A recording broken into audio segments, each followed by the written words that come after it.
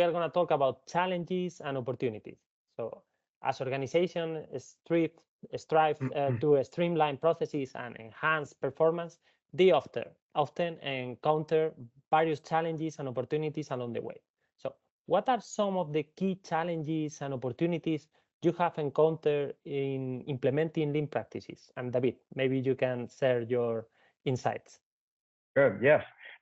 Definitely. Even after, I've been working on lean for the last 15 years. Still, resistance to change is something that I think we struggle with.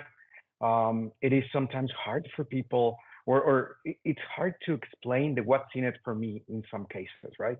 We keep reporting record-breaking years, year after year, right? And yet we ask from our teams to behave and perform differently sometimes. So sometimes that resistance to change is one of the biggest challenges we run into.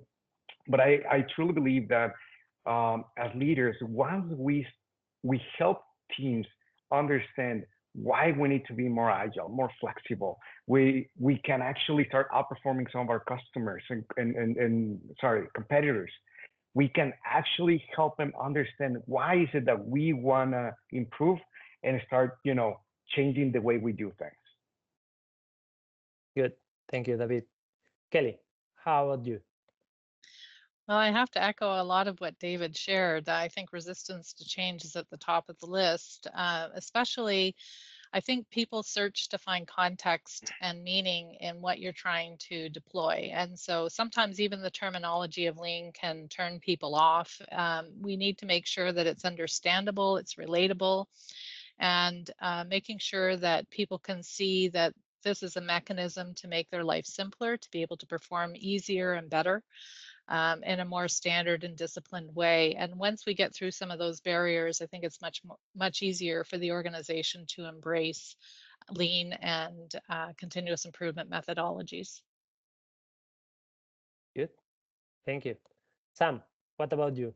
Well, resistance to change is definitely a classic one, as David and Kelly mentioned.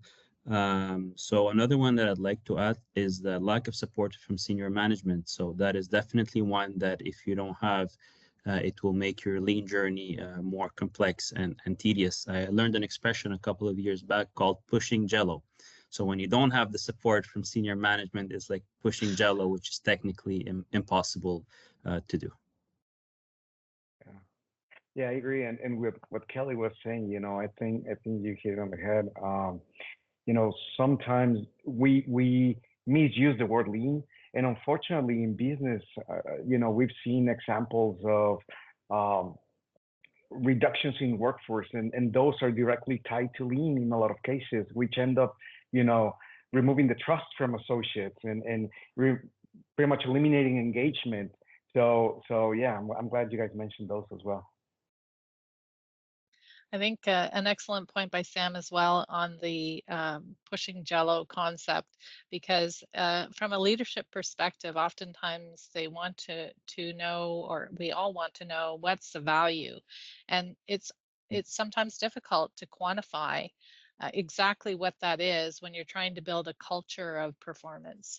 You can't always relate every initiative to a dollar value. And so trying to ensure that we stay aligned on what the overall purpose is and the driving of the cultural aspect of lean is really key from a leadership buy-in perspective. Good. Thank you. Thank you for your insight.